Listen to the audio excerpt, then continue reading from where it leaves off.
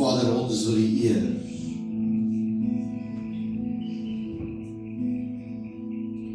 Mag die gedagtes, die oordenkingen van ons hart,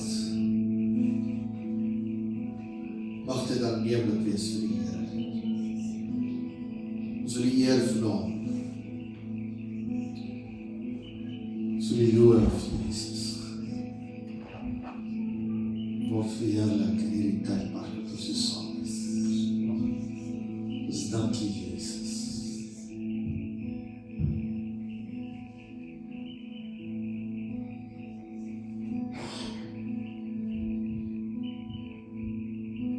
Laat het so wees. Laat het so wees. Juffrou, so is dit wat nie aan die stemming.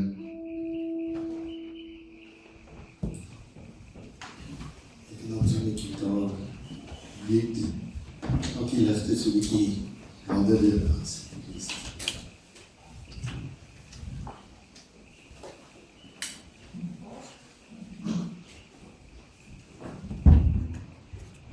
So in sy teenwoordigheid te wees, is altyd spesiaal. Is altyd spesiaal om so by hom te wees, en te hoor, en met hom te kan deel, met hom te kan praat, saam om te wees. Ek wil vir jou so sê, ek dink dit is so mooi oor hierdie naweek, om net te kan sien hoe die liggaam van Jesus saam funksioneer. Net ek kan sien hoe ons elkeen so saam funksioneer, en selfs vanoggend, ook hoe die Here net werk het, en hoe hy sommer net soveel mense gebruik het. En voordat ek nou injump, wil ek graag hoor, is daar enig iemand wat vanoggend iets beleef het? Weet ons het vanoggend vir genesing gebid, en ek weet ons het vanoggend ook so jou geleentheid gegee om vir iemand anders ter woord te gee, bietjie woord te deel, en ek sien so, hier soos 'n paar gesigte wat nou nie vanoggend hier was nie, dus weet julle dalk verpligtinge gehad, maar is daar enig iemand wat sommer net wil kom deel, dit wat jy dalk beleef het vanoggend? Enig iemand?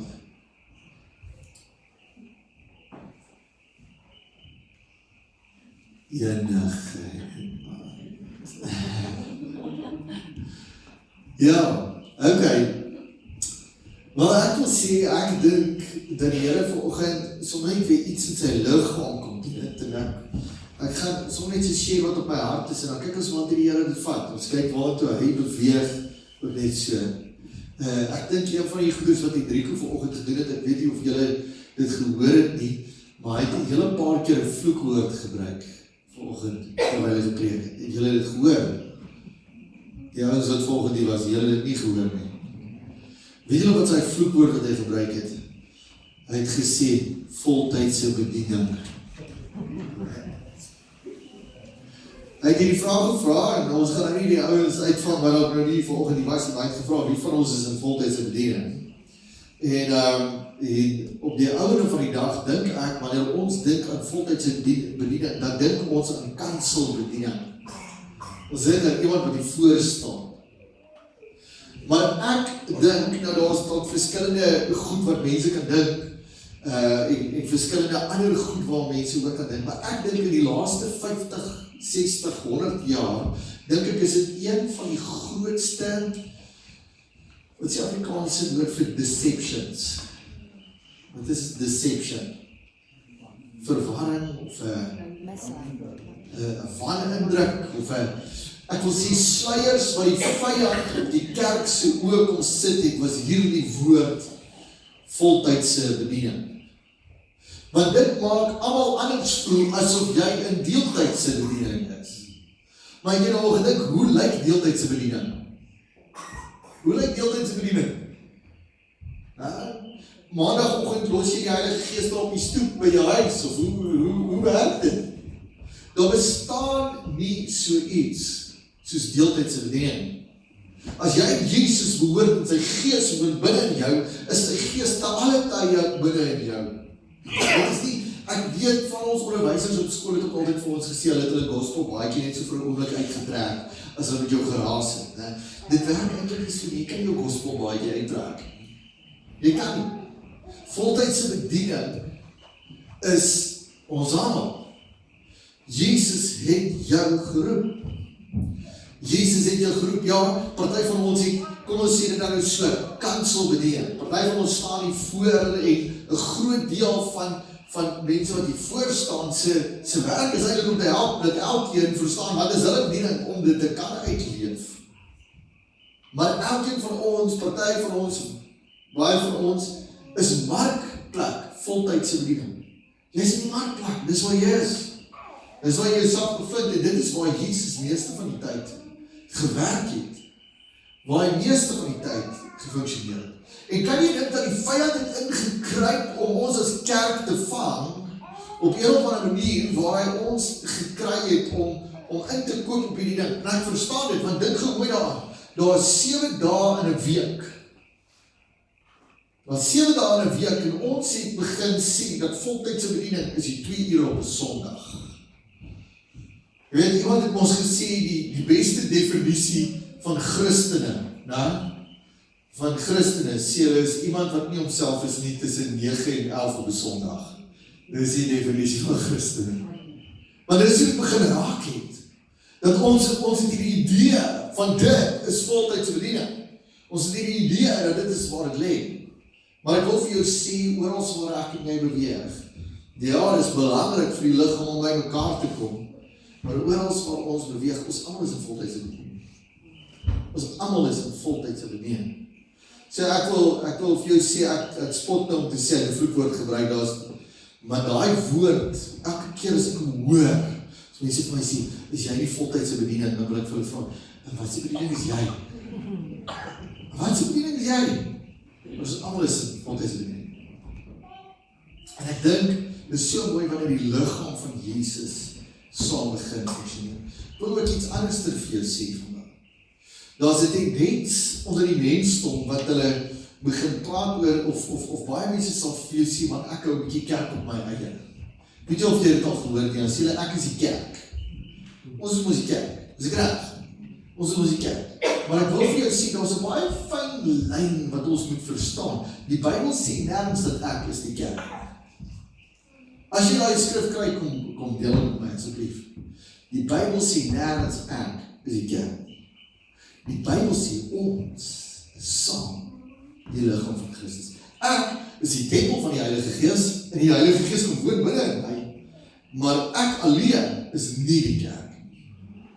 So hou ek vir jou sê, want ek is die kerk. Ek doen dit al my eie by my huis. Vir jou sê, dis nie Bybels. Die Bybel sê dit nêrens.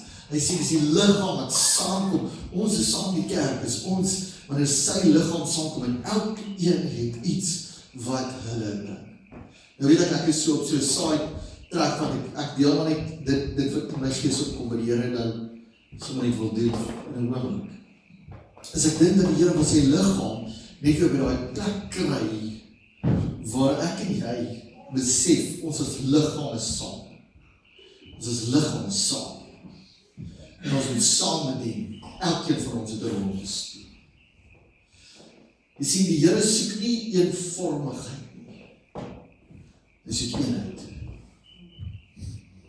Hy soek nie eenvormigheid nie. Hy soek eenheid.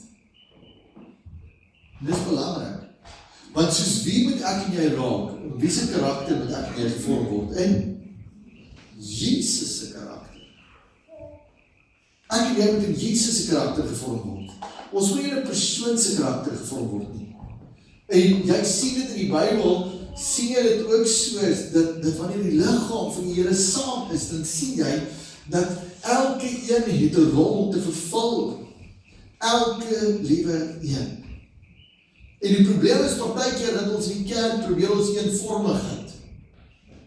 En ons almal raak, en hoor mooi, ek weet, julle is baie lief vir julle pastoor, is ek reg?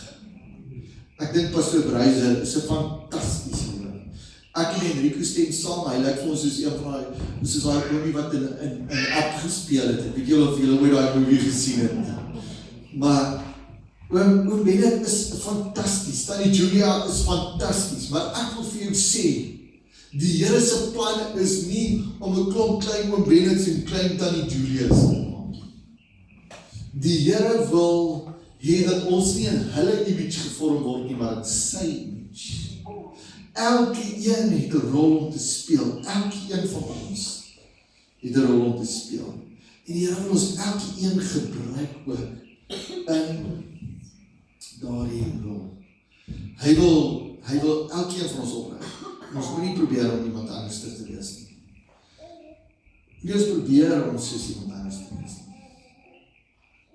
En dit is baie keer ons probleem, ons probeer soos iemand anders te wees. En nou die ergste nog daarvan is, nou kyk ons nog aanlyn ook. So nou probeer jy nie, ek weet nie of julle kan onthou nie, maar daar was altyd hierdie ding wat ek vir jou gesê het, do not try to keep up with the Joneses. Het julle al gehoor? Nou die Joneses was altyd die buurman langsaan. Okay? Maar die gevaar in hierdie era is, dis nou nie meer dat jy net die buurman sien nie. Jy sien nou aanlyn, sien jy nou die ou wat in Amerika bly, jy sien die ou in India, jy sien die ou in Europa, en ek het op sien selfs in ons gemeente, ek sien dat mense in die gemeente volg verskillende mense wêreldwyd. Jy sien die ou in Canada, jy sien almal van hulle, en die gevaar is dat ek en jy probeer in daai mold gevorm word soos wat hulle is, maar die Here wil eintlik hê dat ek en jy oorspronklik moet wees. Ek dink inteendeel dat hoe meer jy jouself word, hoe meer word jy soos Jesus. Want hy het jou in 'n sekere manier gemaak. Hy het jou gemaak om 'n spesifieke rol te kan vervul. En hy wil hê jy moet daai rol vervul. Hy wil hê dat jy moet wees wie hy jou geroep het om te wees. Wil nie hê jy moet iemand anders te wees nie. As jy wil gehad het jy moet iemand anders te wees, dan sou hy ons iemand anders gemaak het. Dan is dit mos presies wat hy eintlik wou doen.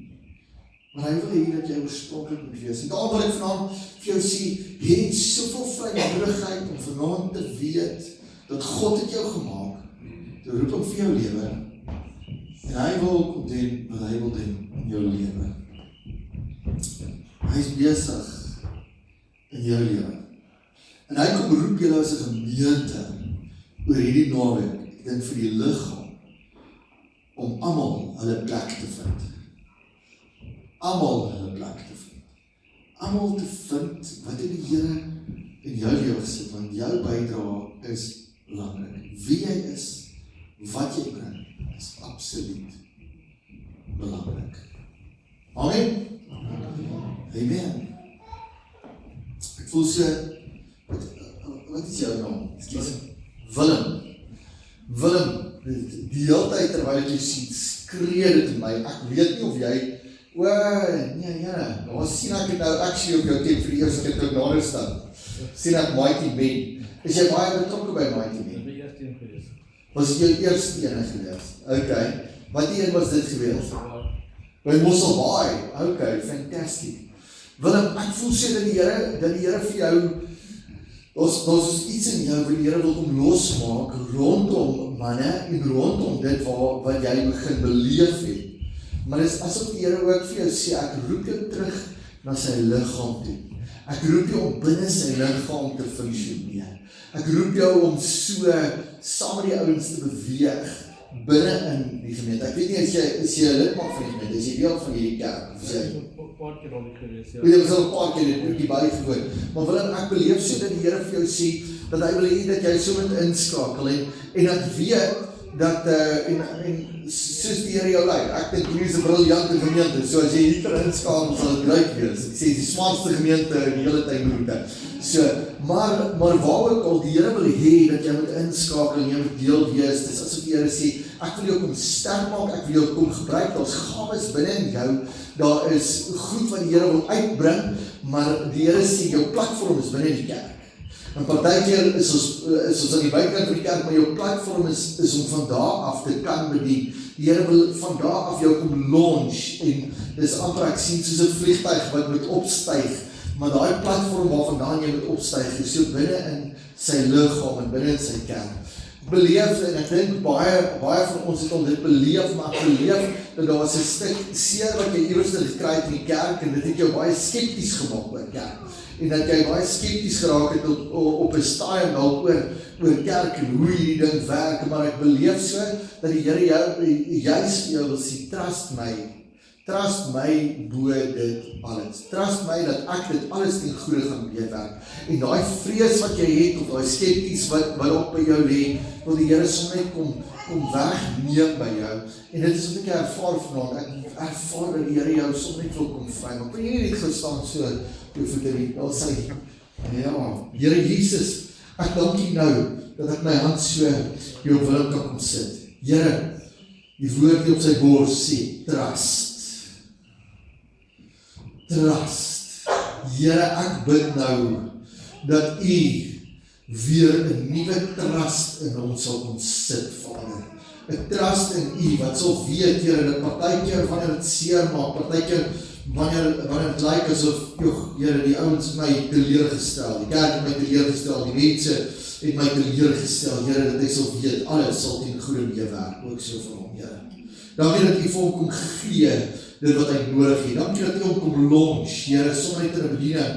Dankie dat U hom kom launch, Here, in 'n plek, Vader, 'n veilige plek, Here, waar hy omring is met mense wat vir hom bid, intercessors wat daar is, Here, mense wat omgee, Here, mag hy U liefde beleef daarso ook so, Here, en mag hy selfs in die seer kry oomblikke, Here, mag hy beleef hoe U kom, Vader, en hom so oplig op aardsvlerke. Mag hy die plek van aanbidding vind by U voete, Here. Mag hy daar beleef, Here, vertroue wat net uit U hande kom. Ek bid, Here, bewaar sy hart. Bewaar sy hart bo alle dinge, Here. Bewaar self sy hart met sy eie gedagte wêreld, Here. Want daar is die oorsprong van sy lewe. En ek dank U dat U hom nou so net kom toevou vanaand, Vader, met 'n absolute ondersteuning en 'n liefde en 'n nabyheid van wie U is. Nou, dankie, Here Jesus. Dankie, Here. Here, vir die pa wat hy is. Ek bid, Here Jesus, that You will raise him up again. Dit sal weet, Here, dat ongeag ten spyte van, het U hom gekies. U het hom gekies vir die gesin, het hom gekies, Here, in 'n tyd soos nou. Dankie dat U vanaand die teleurstelling wat hy in sy eie hart beleef het. Die teleurstelling, Vader, van waar hy voel hy gefaal het. Ja, ek voel die Here kom vat dit weg vanaand by jou. Kom vat dit weg vanaand by jou. En die Here sê, reik jou uit na dit wat voor is. Dit is agter jou, dit is verby. Die Here dink nie meer aan nie, hy wil ook nie hê dat jy ooit jou identiteit moet vasmaak aan daai besluite, met daai aksies, wat vir jou dit veroorsaak het, dat jy voel, dat jy jou gesin, jou mense teleurgestel. Here, kom maak hom vry vanaand. Kom maak hom vry vanaand. Here, kom maak vir hom vry. Kom maak hom vry. In Jesus naam. Dankie, Jesus. Amen. Amen. Gaan toe sit, dat die Here ook so ver met jou praat.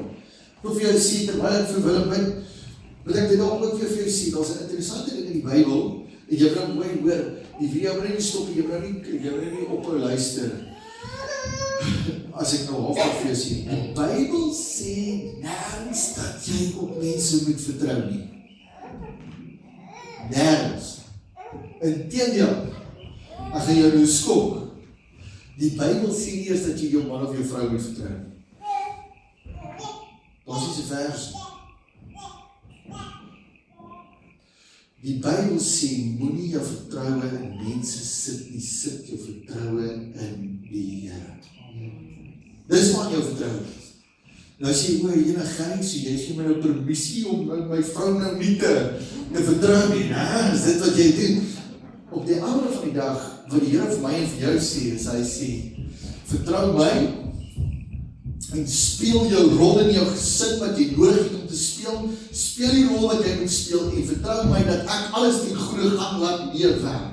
En in daai proses, gaan daar natuurlik vertroue wees vir jou vrou, maar dit begin nie by jou vertroue in jou vrou nie, dit begin nie in jou vertroue in jou man nie. Jou vertroue is 100% in die Here, en ek dink baie keer is dit een van ons foute wat ons maak, want ons vertroue sit ons in ons lewensmaat, en weet jy wat gebeur? Daar is 'n te groot verwagting op ons lewensmaat. Daar is hierdie groot verwagting dat hulle moet perform en hulle moet sekere goeders vermag en as hulle dit nie doen nie, dan val ons hele wêreld in mekaar. Maar jou wêreld moet nooit in mekaar val. Is dit selfs toe by jou lewensmaat. Ek en jy moet ons vertroue in die Here sit.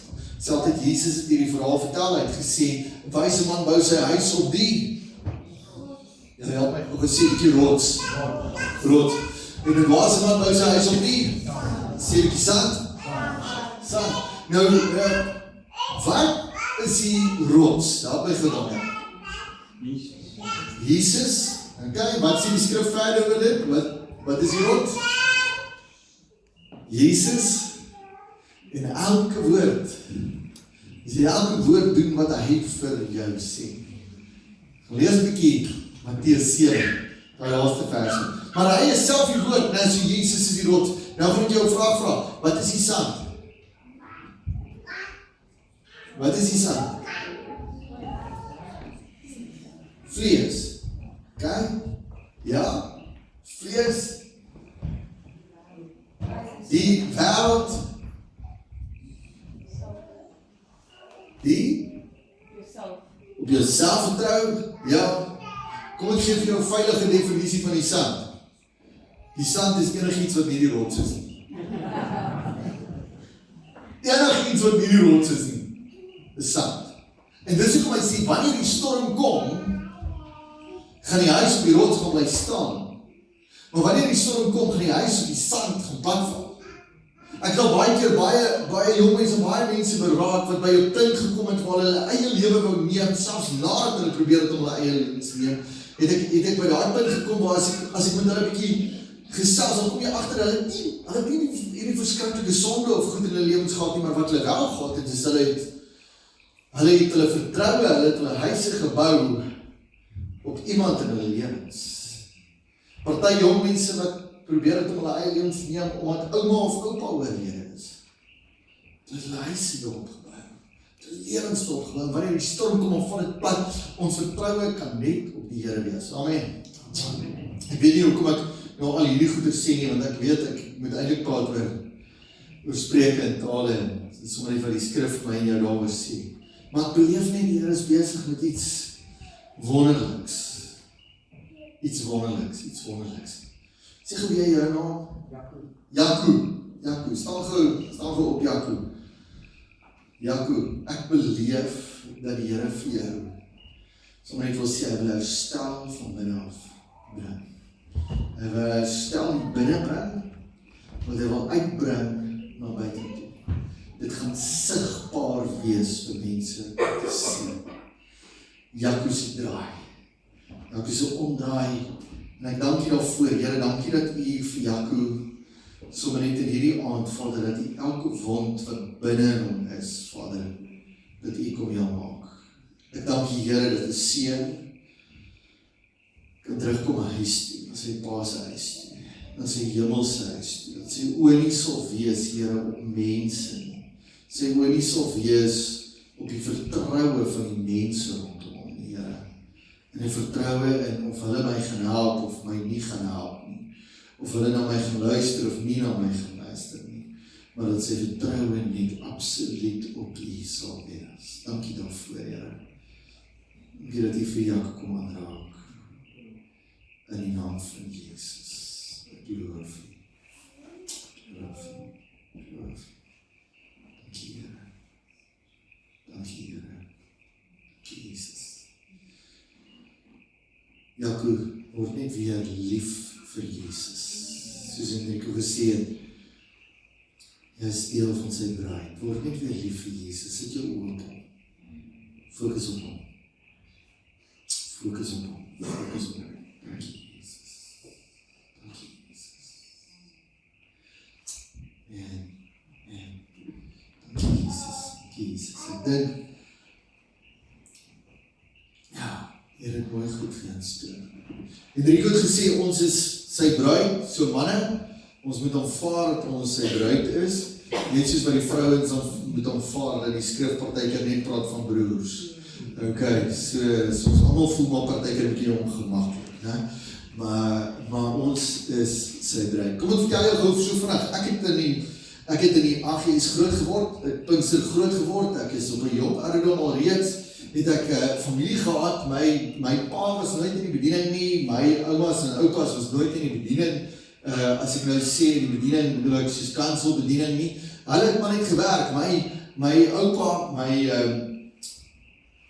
my oupa aan my pa se kant, is op 'n baie jong ouderdom, is hy oorlede, my pa was maar 6 jaar oud, toe sy pa oorlede, my oupa was op daai stadium 28 jaar oud, hy is 28 jaar oud, en hy het so passie vir die Here gehad van dit wat ek gehoor het, en dit wat hulle vir my vertel het van hom, en my ouma het baie jare vertel, maar my ouma is ook weer getrouwd, en my oupa, ek sal nou sê, my stiefoupa, maar die oupa wat ek geken het, hy was 'n haarkapper daar in Woester vir al die jare, hy was in 2004 ook 'n haarkapper, en dit was sy kansel was daar waar hy hare gesny, kyk en dis nou nie een, nee, jy kan nergens hier gaan as hy maar net eers begin met die knipper, ne, vooral as hy halfpad is, dan wil jy nergens hier gaan, ne, so dis so eenmaal gewerk het, en my oupa, my oupa en my ouma, aan daai kant, en selfs my oupa en my ouma aan die ander kant, het ook so baie in ons lewens ingebou, en daarom weet ek, dit is so wonderlik, dat julle kinders bring, so wonderlik dat hulle nie teenwoordig vir die Here is, en dat hulle die Here kan beleef en kan proe, okay, iets van sy heerlikheid kan proe, ek onthou my ouma het byvoorbeeld, ek was omtrent 4 of 5 jaar oud, dan sy my uitgenooi, om saam met haar te bid vir sekere sake, so ek was omtrent 4, en sy het my gesê, hoorie, daar's 'n droogte, hulle het vriende gehad in Albertinia, en in Albertinia wêreld bietjie geboer het, en Albertinia kan partykeer mos maar droog wees ook, né? Dis maar soos Beaufort en al daai plekke is maar droog, kyk daar kry die manne trane in hulle oë, as daar 2 millimeter val, jy weet, en ek onthou, my ouma my sal innooi en sê, bid saam, en dan het ek saam daar gebid, en dan sy my die getuienis vertel, so ek wil sommer van ouers ook sê, moenie net jou kinders vra om saam te bid nie, vertel die getuienis na die tyd, vertel hulle na die tyd, 2 dae later, en sy vir my, ek wil net vir jou sê, dat hy oom het gebel, die 4 damme wat hy het, 3 is al reeds vol, die 4de een is op pad om vol te raak, uitgevra, en dan sê het so komies gemaakt vir 'n 4-jarige, en dan sê sy, hy het gesê, moet asseblief ophou bid, okay, jy weet, maar ja, so dit is ook groot geword op die ouderdom van 12, die vyand het maar altyd probeer, jy weet, daai jare, het het so gewerk, kyk, hulle het vir jou bang gemaak met die hel. Kyk, jy het baie helstories gehoor. So ek het baie keer in die aande, kon ek hier nie slaap raak, want ek was so bang, dat ek hel toe gaan. Elke keer as daar 'n diens is ek voor, en ek wil hulle moet net vir my weer bid, en laat ek net nie hel toe gaan nie, en ek onthou dit so goed, dit was vir my verskriklik geweest, kyk, maar die probleem is, en ek het dit nou in die bediening geleer, kyk, as jy mense bang maak vir die hel, en hulle kom tot bekering, dan moet jy hulle bang hou, anders doen hulle niks verder nie, okay, jy moet hulle bang hou, en toe op die ouderdom van 12, was dit gemeenskaplike dienste wat hulle gehou het op Woester, waar al die kerke saam was, en daardie aand, kan ek so goed onthou, het ek uitgestap, ek het Jesus Christus as my verlosser erken, maar ek het hom ook as Heer van my lewe aangeneem. Jy moet hom nie net erken dat hy jou redder is, jy moet hom ook erken as Heer, dat hy ook die leermeester, of dat hy ook die koning is van jou lewe. Jy kan nie net sê, ja, red my, maar ek wil nie volgens die reëls gaan nie, en ek het hom daai aand aangeneem. Ek is op die ouderdom van 13, het ek die voorreg gehad om gedoop te word, en toe is ek hoërskool toe, en ek wil sê, dit was wonderlik, maar daar is net iets wat missing was. Daar is net iets missing. Ek het net gevoel dat ek is so low. Ek is so in between. Ek was nie in by die in-crowd by die skool nie. Ons is regtig nie in by hulle nie. Kyk jy ouers het gedrink het en te keer gegaan het en gedans het en daar alles het aan die een kant. Ek was nie in by hulle nie, maar ek was ook nie regtig, jy weet, ek het ook nie eintlik Ek was nie fanaties oor Jesus of so nie, ek was nou maar by die kerk ingeskakel en ek het nou maar skool toe gegaan, maar ek was hier in die middel. En dit het my by 'n plek gebring waar ek eintlik so lou was, en ek was by kerk, was betrokke by die kerk. Maar ek was so in die middel, dat in my standaard 8 jaar, vir die van julle wat jonk is, wat se graad is dit? Graad 10, hè? In my graad 10 jaar, het ek by 'n plek gekom, waar ek net nie meer geglo het nie. Waar ek, nou in daai woorde, 'n ateïs geword het. Kan jy glo? Jy word groot, jy sien baie wonderwerke. Op daardie stadium kan ek ook sê, onder andere die pastoor onder wie ek groot geword het, het op daai stadium al reeds, hy is gebore as 'n jong seun of op 'n baie klein ouderdom het hy polio gehad. So ons pastoor Eddie de Pre, hy het 'n opgeboude skoen gedra sy hele lewe lank, so hoog opgebou, aan die een kant van sy, maar fantastiese, so groot pastoor. Maar hy het 'n hart van goud gehad. Kyk, ons was so lief vir hom, en pastoor Eddie, onder andere, in daai tyd wat ek 'n ateïs is en so, het hulle genesingsdienste daar by ons kerk kom aan. En ek was voor in die kerk, die aand toe die ouer daar bedien het, vir hom gebid het, en waar letterlik daardie skoen, daai dikte sool, het sy been gegroei. Ek was daar. Ek het gesien hoe dit gebeur. Die volgende aand het hy eintlik 'n dilemma gehad. Hy sê, hy besef eers later daai dag, hy het nog nooit in sy lewe 2 skoene gekoop wat nie opgebou is nie. So hy het toe probeer om, sy seun was gelukkig toe nou hier laat, naby matriek gewees, so hy het toe 2 van sy seun se skoene te aantrek. Met sy seun se skoene die volgende diens bygewoon, maar ek was daar, ek het gesien hoe dit gebeur, ek was daar, en ek dink partykeer is ons daar, maar amper sê, dit is soos die Esegiel, wat sê dat die dooie bene by mekaar gekom, jy weet wanneer die bene by mekaar kom, dit is wonderlik as die bene by mekaar kom, maar partykeer is dit juist so, dat die bene kom by mekaar, die systeem lyk of het werk, het lyk of alles mooi in plek is, maar weet jy wat, daar by Esegiel die bene by mekaar gekom, maar daar was nog steeds nie lewe. My hart vir die Here gegee, en ek voel gesê, hier is koning, maar het was lauw, en ek onthou op 16 toe ek nou weer hierdie tydpark gaan, en teendeel was ek nog deel van 'n tiener selfgroep, en terwyl ek nou deel was van hierdie groep, moes ek nou nog so af en toe nog woord ook nog gee. Nou dit was nogal interessant, nou maak jy die Bybel oop, jy lees er maar vir hulle versie daar in die Bybel, want jy weet eintlik nie wat om vir hulle te sê nie, en jy dink solank jy en jou ma gelukkig is, dit is al wat saak maak. En dis wat ek gedoen het. By die skool het ek maar weggekry. Ek was op daai stadium ook hierdie geboelie, want ek het redelijk goed rugby gespeel, maar ons het nie 'n rugby skool gehad nie, so die ouens rondom my het nie geweet wat om met hierdie is 'n goeie rugby speler, en hy speel hulle uit die span uit. So ek het 'n paar keer, ek weet wat het is om 'n paar houe te vat, daaronder sommer net in 'n oefening. Ek weet wat het is, wanneer hulle probeer wanneer ons op 'n toer gaan, dan wil niemand saam met my in die kamer slaap nie, want ek is nou, ek drink nou nie. So dan staan hulle letterlik by die deur, daar is net genoeg beddens, en daar is 2 beddens in 'n kamer, en dan staan hulle allemaal by die deur, en dan is hulle nou soos, ek gaan nie hier by Gerrie slaap, ek gaan nie op hierdie bed nie. En op die oude van die dag, is ek weer in die lou fase, en toe, aan die einde van graad 10, aan die einde van daai jaar, het ek gekom by 'n plek waar ek sê, Here, ek wil jy net 'n kans gee. Want ek weet eintlik waar vandaan kom.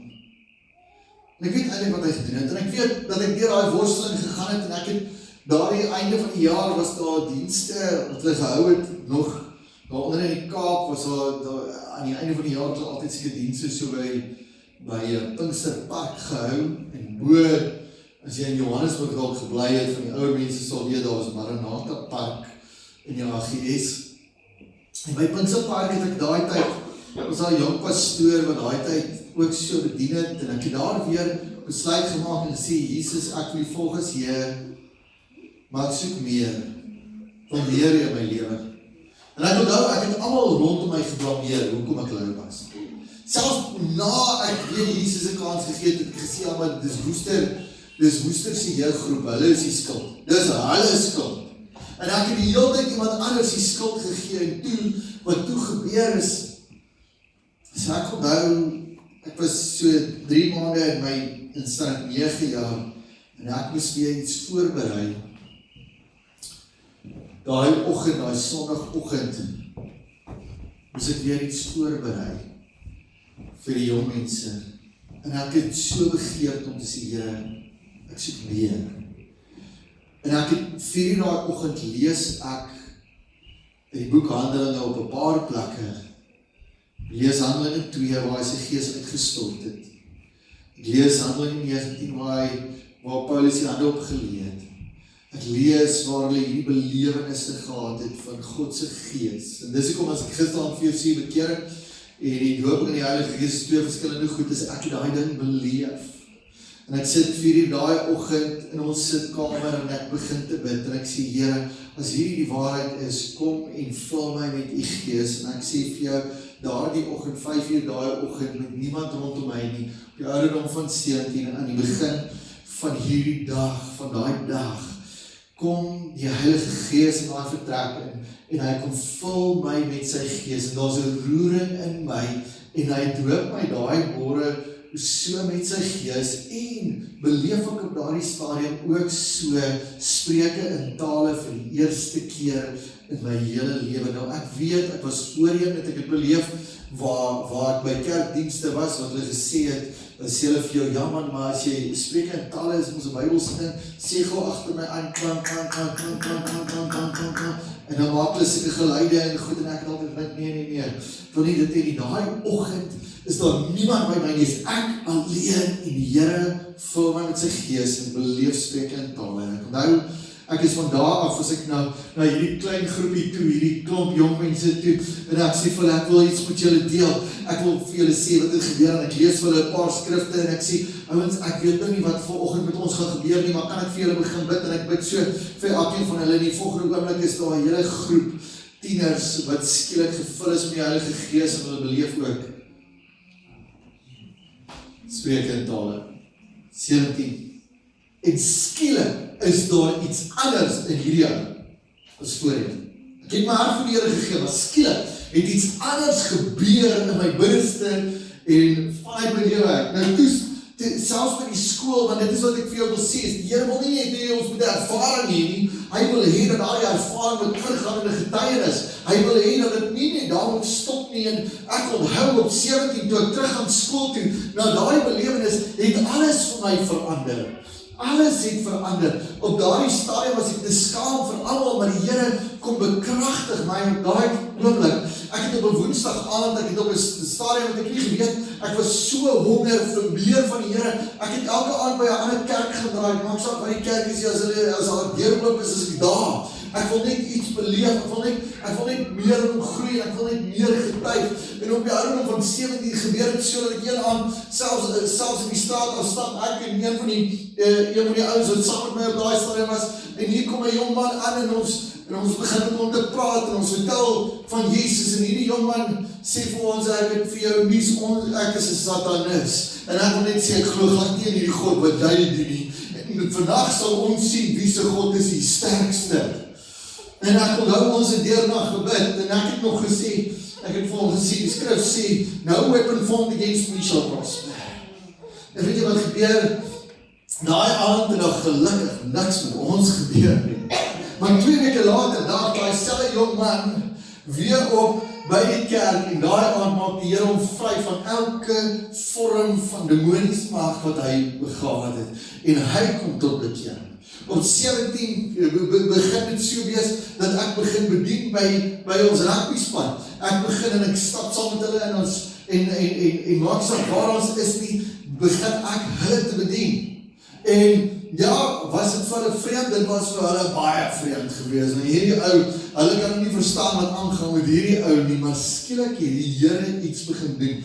Nou, was dit partykeer nog steeds, hulle wou nog steeds nie saam met my in die kamer slaap nie, dit kan ek vir julle sê, want hulle was nou, hier's nou iets anders, wat hulle bietjie bang maak, nou jy weet, maar daar's iets wat gebeur het daar, wat my aan die brand gesteek het, en daarom kan ek vanaand vir jou met soveel sekerheid en soveel vreugde, kan ek vir jou sê, baie keer, dan dink ek terug in daai dae, dan dink ek, dit was talle dae, maar ek en jy kan nie bekostig, om nie bekragtig te wees met die Heilige Gees nie, ons kan nie. Ek sien baie keer dat ouer mense kom en hulle gee getuienisse by kerke, by jong mense, en hulle vertel vir jong mense, man, weet jy moet die Here dien daar in die skool, daar waar jy is, jy moet opstaan vir Jesus, en hulle vertel het vir hulle, en dan deel van hulle getuienis is, ons het dit nooit gedoen op skool nie. En dan sê ek, jy het nie 'n idee wat het vat om op skool op te staan vir Jesus nie. Jy weet nie wat het is as hulle bierblik teen jou mond druk en vir jou sê, sluk, en jy weier om te sluk. Jy weet nie wat het is as hulle vir jou sê, ons gaan jou ontgroen, en jy sê vir hulle, ouens, ek staan vir Jesus. So as jy my ontgroen, daar gaan geen alcohol, niks, die goeders, gaan oor my lippe wees en staf nie. En dan sê hulle, right, ons gaan jou extra slaan. Dan slaan hulle jou extra. Ek weet wat het is. Ek weet wat het is om daar te wees. En ek kan vir jou sê, vanaand kan ek vir jou use, maar Gerrie, dit was dalk erg geweest. Ek wil vir jou sê, dit was die grootste vreugde van my lewe, want Jesus was saam met my. Dit was so great om dit te beleef. Ek onthou, ek staan eendag op 'n rugbyveld. En ons is in die middel van 'n game, man, en daar is nou al tension, en die man het nou al mekaar so 'n bietjie geslaan. En ek onthou, dat eers staan ons weer so in die flank wat teenoor my speel, ek staan so in verbasing, en ek kyk net so vir hom, en ons moet nou weer vir 'n skramsak, en terwyl ek so vir hom kyk, sê hy vir my in volgende woorde, hy sê vir my, wat kyk jy vir my, en hy kom so met sy face, en hy wil my so by dam, want kyk, die tension is nou hoog. Nou kyk, jy moet nou weet, ek het in Woester groot geword, in die Kaap is dit Woest, maar daar is dit Woester. Jy moet weet, né? So wat gebeur op daai stadium, toe daai man so kom, en hy wil my so slaan op die rugbyveld, want ek het nou net vir hom gekyk, maar daar was tension, toe sê ek vir hom, ek wil net vir jou sê, voor jy my slaan, Jesus het jou lief.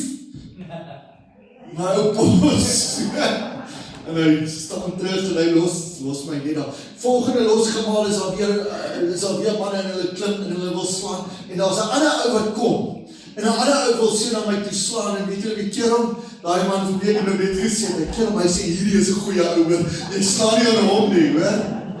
En skielik het daar iets anders gebeur in my lewe, en een van die begeertes van my hart, was ek gesê, Here, gee my geleentheid, want ek wil 'n getuie wees vir U. Ek wil 'n getuie wees vir U. En ek sê vir die Here, gee my een geleentheid in die skool, dat ek kan preek vir die hele skool. Want ek weet op daai stadium selfs, die afrigters wat ons gehad het, jy weet, die coolste mense op skool, het ek uitgevind, is nie die kinders nie, is van die onderwysers. Dis die onderwysers wat baie keer uittak. Ek weet wat het is om op 'n rugby toer te gaan, sal die brand vir die Here, en dan sê die afrigter, ouens, ek gaan julle beloon, as julle 'n goeie oefening het, dan is almal vanaand sommer net lekker aan kry. Ek weet wat het is om daar so te wees, wanneer 'n afrigter dan jou uitsonder voor almal en sê, dit is pateties, dat jy nie saam met ons wil kuier nie. Weet wat het is, as jy in daai oomblik is, en as hulle so 'n bietjie 'n paar happe in het, dan kom die hulpafrigter wat 3 keer jou ouderdom is, en hy sê, Gerrie, kom bid vir my asseblief.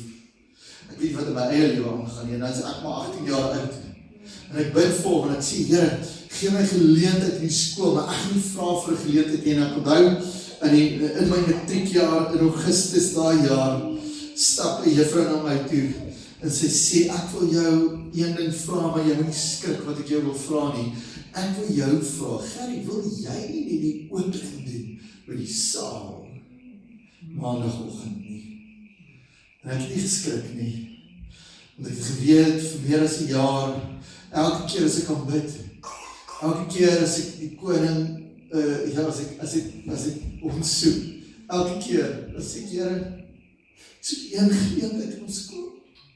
Ons skoolhoof, op daai stadium was een van die hardste drinkers. Kyk jy? En ek wil nie te veel van hom sê nie, want hy het nogal 'n paar plekke in die land was hy op die stadium skoolhoof gewees. Hier in hierdie geweste ook, maar gaan niks verder sê. Maar hy het die hardste gekeier. En ek onthou, daardie oggend, toe ek opstap, ek was baie senuweeagtig, nie regte woorde gehad en ek dink tot vanaand toe wil ek vir jou sê, elke keer as ek hier voor by jou kom staan, en ek weet, is dieselfde vir Enrico, is daar 'n senuweeagtigheid. Want ek weet, ons is afhanklik van die Here. Ons kom nie met elegante woorde nie. Ons wil nie met elegante woorde kom nie, want dit beteken niks.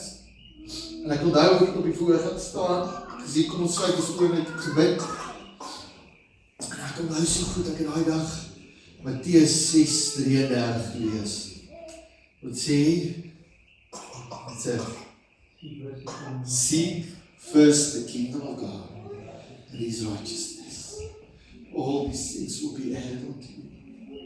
En ek onthou, ek het daai oggend, sommer net ek my hart uitgedeel, ek was so senuweeagtig, ek het, toe ek bid, ek my oë toegemaak en ek het so heen en weer geloop en op 'n stad te voet, en ek tilt so, te sien ek op die randjie van die verhoog, het amper afgetrap.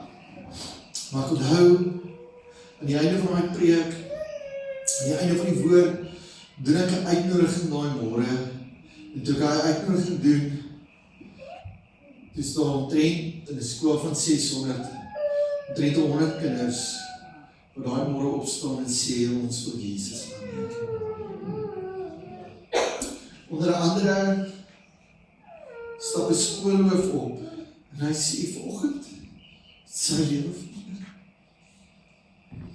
En ek sê, in daai oomblik, alles was die moeite werd. Alles was die moeite werd van die boelies, en die wat, en alles was die moeite werd, sodat ek dit kon beleef. So dan wil ek vir jou sê, wanneer die Here jou bekragtig deur sy Gees, selfs spreek in tale, of wat in manier van hy jou bekragtig, wil ek vir jou sê, dit gaan nie net oor die hoendervleis nou in die oomblik nie, maar dit gaan oor die getuie wat jy kan wees, en mense se lewens wat kan verander, moet nooit net wag vir die ervaring nie. Ons is nie net geroep vir hoendervleis nie. Ons is geroep dat ons 'n verskil kan maak. Dat jy 'n verskil kan maak. En ek het dit daar beleef. Nou ek wil vir jou 'n bietjie verder inkleer, toe sit bediening toe. Dis voltyds bediening toe, en iewers terug my bedieningsjare, terwyl die teologie swat en so, dan sê die ouens vir jou, jong, die Here werk nou nie eintlik so nie, ons hoor wat jy vir ons vertel wat nou matriek gebeur het, maar eintlik werk die Here ons nou nie heeltemal so nie. En skielik begin jy te twyfel in 'n paar goed. Een van die areas waar 'n ou partytjie begin twyfel is juist dit. Waar jy begin wonder, oor hierdie goeders rondom die Heilige Gees en sy gawes en goed. En ek is voltyds in die bediening en ek besef, maar die vyand wil op 'n manier kom steel. So ek vertel dit vir jou, sodat jy kan weet, want jou kop speel ook met jou. Beloof jou kop speel ook met jou. En ek kom in die bediening by 'n plek, waar ek net voel, joh, ek weet nie van hierdie goed nie. En ek kom een aand by 'n diens, met 'n preker hou, en ek gaan sit in daai diens, en ek sê, Here, ek dien U, ek is baie lief vir U, en ek weet wat U al gedoen het, maar ek weet nie of U dit sommer net weer in my lewe kan doen nie. En daai aand gebeur dit weer. Geloof en vertroue, beleef ek weer die Heilige Gees, beleef ek spreuke en tale selfs weer. Nou ek wil vir jou sê, daarna is dit so deel van my, en deel van my gees, en deel van my menswees, en daarom wil ek nie vanaand bang is om vir jou te sê, dat dit is deel van wat God vir my en jou gee nie. Ek weet hy wil dit vir ons elkeen gee. En ek wil nie bang wees om dit vir jou te sê nie, want ek weet, as dit nie was vir sy Gees en sy dooping van sy Gees, dan weet ek, sou ek nie eens vanaand hier kan staan. Sou ek nie eens gemaak het deur skool nie. Ek sou dit nie gemaak het nie, as dit nie was vir hom nie. Nou ek weet, ek praat nou 'n klomp goed met jou rondom sommer net my getuienis. My skrif sê vir my, jou daardie dag wat hulle saam was, het hulle in allerhande tale gepraat, maar ek wil vir jou vat na 'n plek toe in die Bybel vir 'n oomblik in 1 Korintiërs 2. In 1 Korintiërs 2 sê vir ons die volgende. En ek gaan vir jou net 'n paar verse lees, sodat jy ietsie verstaan.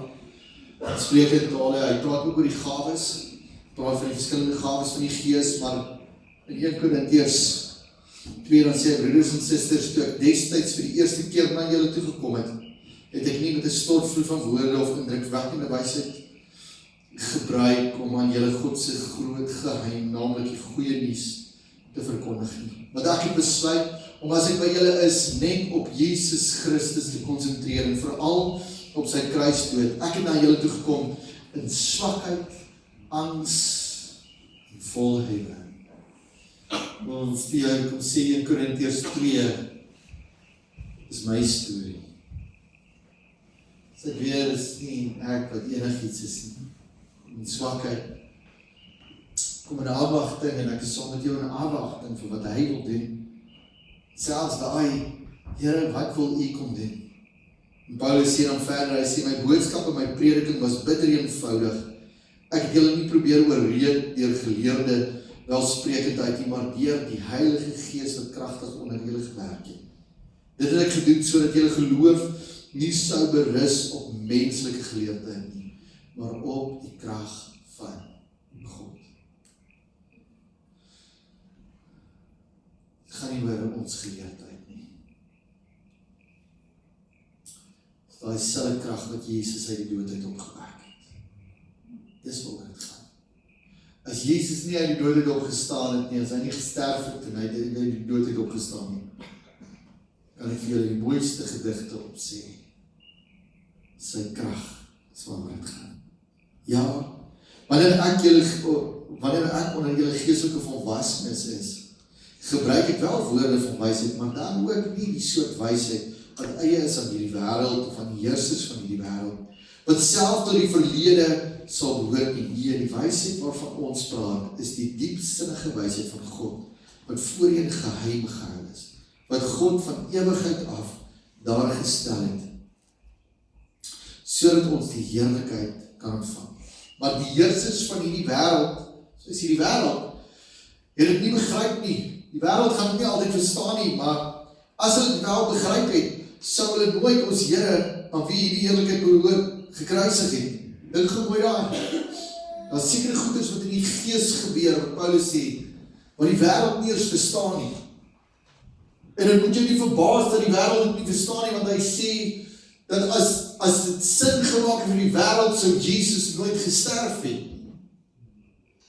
Dan partykeer is ons verbaas daaroor, dat hoe kan die wêreld dit nie verstaan nie? As die wêreld verstaan en dan sou dit nie eens Jesus gekruisig is nie. Hy sê dit is wat die skrif bedoel het met die woorde, wat geen oog gesien het, of wat geen oor gehoor het, en wat niemand sy hart opgekom het nie. Dit is wat God voorberei het vir hulle, wat hom lief het. Kan jy hoor, hy sê, daar's sekere goeders, daar's 'n geesteswêreld. Hy sê, hierdie geesteswêreld, kan die wêreld nie begryp nie, kan ons vlees nie begryp nie.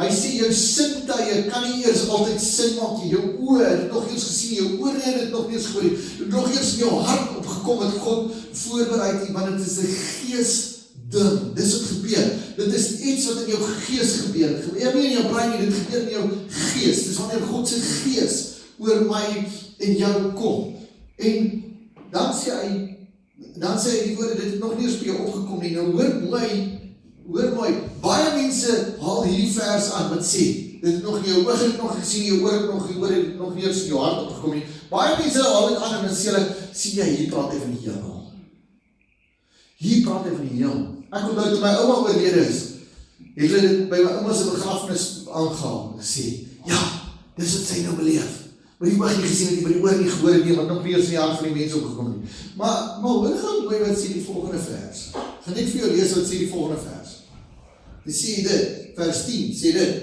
maar ons ken hierdie geheimenis, omdat God dit deur sy gees aan ons bekend gemaak het. As jy jou vrees kon dit nie sien nie, jou oor kon dit nie hoor nie, dit kon nie eens in jou gedagte wêreld opkom nie, maar God het dit deur sy gees aan my en jou kom openbaar. Daar's goed wat hy vir jou wil wys, maar nie vir enigiets nie vir nou. Daar's geheimenisse wat hy met jou wil deel. Daar's goed wat hy wil hê jy moet inbid. Nie vir eendag nie vir nou. En partykeer ons is so geneig, ons wag net vir die ewigheid, ons wag net vir daar. Ons sê dis wat ons oor nie gaan sien, dis wat ons oor nie gehoor. Nee, God wil dit nou alreeds doen. Hy wil dit nou alreeds vir jou doen. En dis wat my sê, hy het dit deur sy gees aan ons bekend gemaak. Sê bekend gemaak. Sê gewees asof jy wakker is, bekend gemaak. Na sy fantasties, hy het bekend gemaak. Hy het ons bekend gemaak van die gees deurvors alle dinge, ook God se diepste geheime.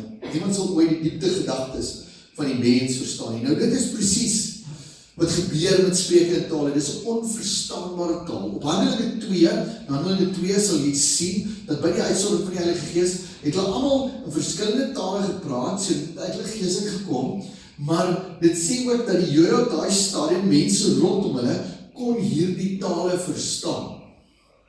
Okay? In Handelinge 2 is dit so.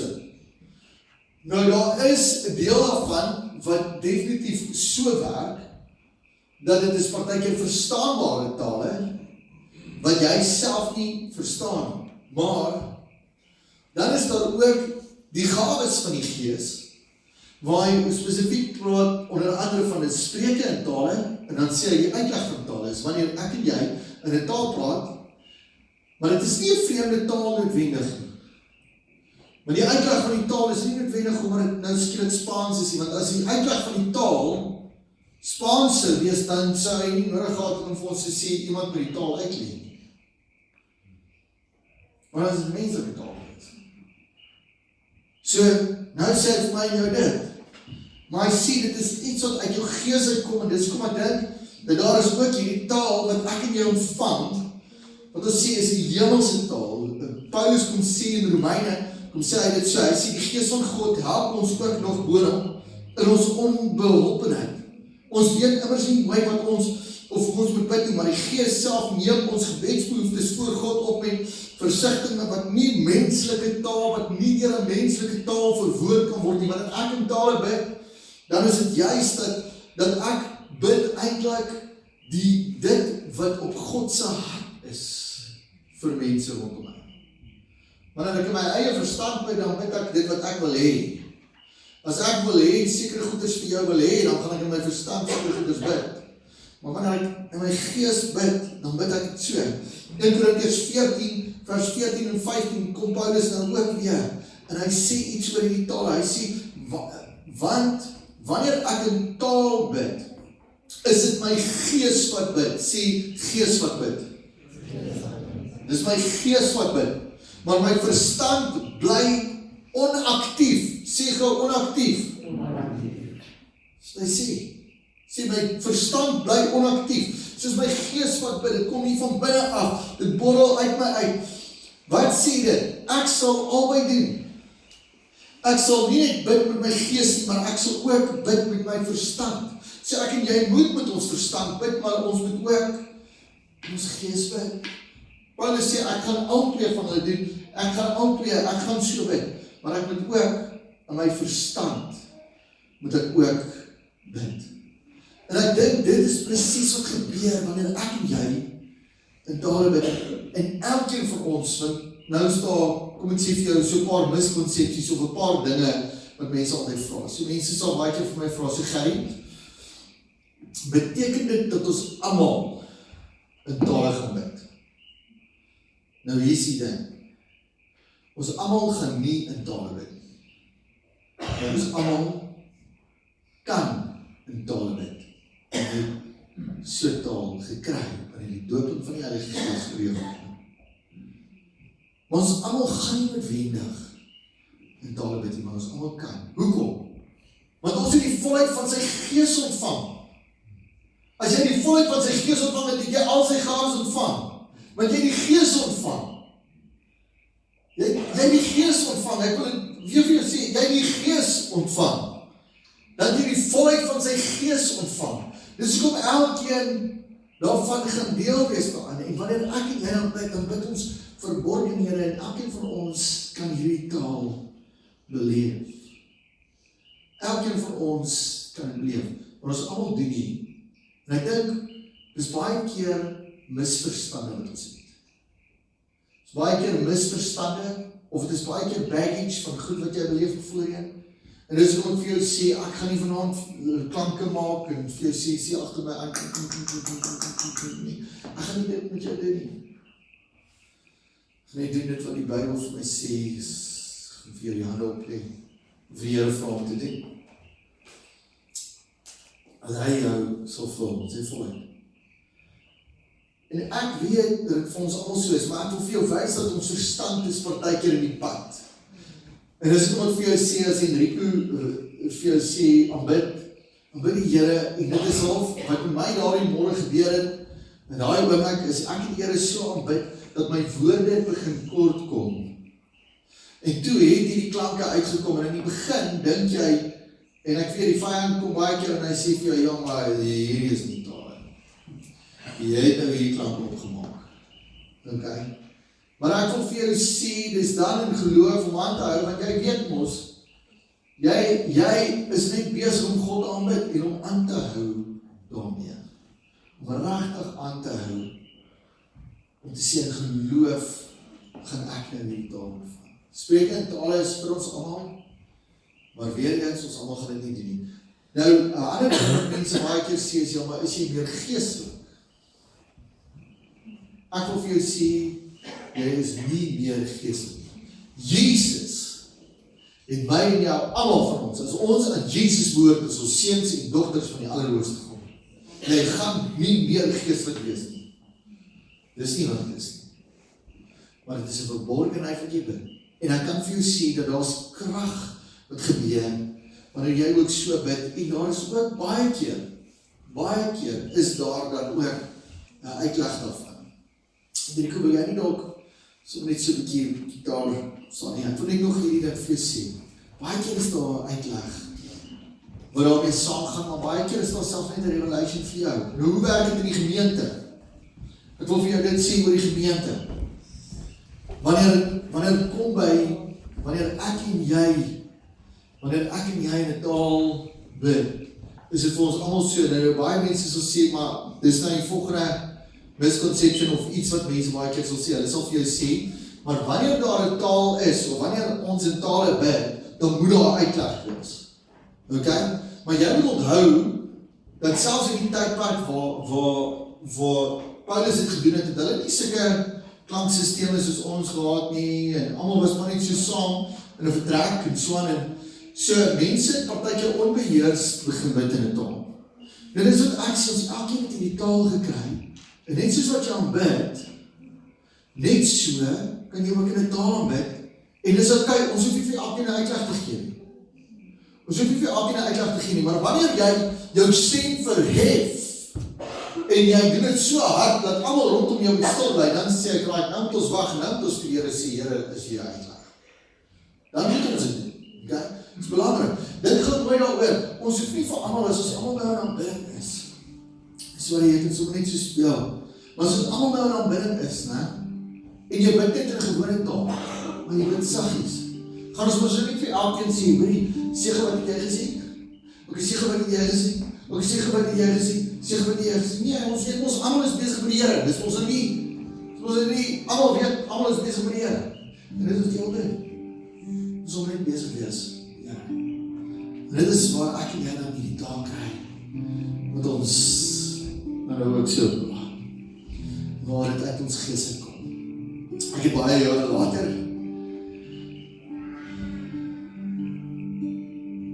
kan ek julle nog een storie vertel? Sê gou storie.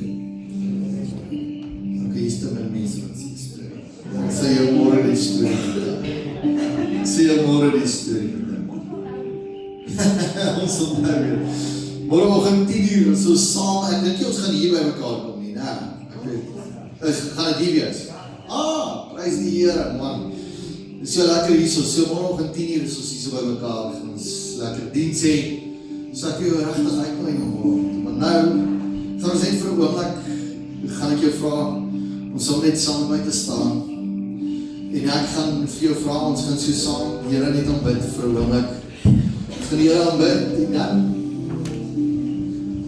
kan ek sien, wie van julle het al spreekende tale beleef in jou lewe? Wie van julle het al hierdie heel staan van? Okay? Ek sê, hier is ons 'n paar wat het al ontvang het. Terwyl jy daar is, moet jou vra om te aanbid. Okay, dit is baie eenvoudig. Ons gaan nie vanaand iets doen wat jy moet ook nie vanaand vir jouself nou oor die vingers stik of wat ook al nie. Jy kan die doop op in die Heilige Gees beleef. Jy raak nie onmiddellik gedaal het nie. Miskien moet ek dit net vir jou sê. Weet jy hoe ons verstand partykeer in die pad? Kom ek gaan gou voorbeeld van. Ek weet Marlies is nog 'n guy nie voor. Nou, Marlies sê gou vir ons 3 woorde in Chinese.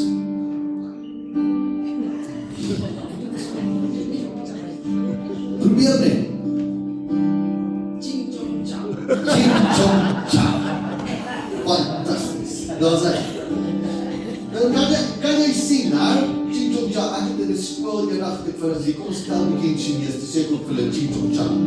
En toe na die tyd, toe staan daar 'n Chinese sienkie op my sê, can I teach you how to keep Chinese? Maar in elk geval, hier is die ding, ek wil vir jou wys, want die oomblik wanneer ons dit spreek in tale, dan dink ons aan 'n taal. En ons dink in ons kop. Okay, dis ons ding. So nou, dis hoekom as ek nou vir jou sê 3 woorde in Chinese, jy wil nie as jou mond oopmaak nie, want Jesus, ek verstaan dit. Maar is dit nie so dat die Here eintlik sê, ons moet soos kinders word, partykeer nie, né? As ek nou vir 'n kind gevra het, sê my 3 klanke of nie, sê in Chinese, dan die heel moet ek ook hier van iets opgemaak, maar ek wil jou net wys, nou ek sien nou nie jy in daar so staan en jy altyd sê ching chong chao. Maar ek wil jou uitnooi, aanbid net die Here vir 'n oomblik, aanbid hom net, wanneer jou woorde minder raak, as hy energie iets net in jou gees kom, nou ek jy moet dit so uitgekeer voel. Maar saam met dit, uit hierdie aanbidding uit, terwyl jy hom so aanbid, as jy vanaand dit wil beleef, so uit die aanbidding oomblik uit, dan wil ek jou uitnooi, ek wil jou kom uitnooi om die voor te kom staan, en ek sal gaan saam met jou, my hande op jou wil hê, en ons gaan saam met jou, die Here vertrou ook daarvoor, maar die Bybel sê dit, hy sê, Paulus het gekom, en hy het vir die ouens hande opgelê, en hulle die doop in die Heilige Gees ontvang, die Bybel sê dat Petrus het dit gedoen, dis 'n baie algemene ding, dat hulle dit ook so gedoen het, so ek wil jou uitnooi, terwyl ons so bezig is om te aanbid, as jy dit wil beleef ook vanaand, om so net die voor te staan, maar ek weet dat die Here dit vir jou som net daar kan gee, ek weet dat God word nie beperk nie, dis wat hy vir my gedoen het, hy word nie beperk nie, so, kom ons aanbid om so net so vir 'n oomblik, kom ons aanbid om net waar jy staan, halleluja,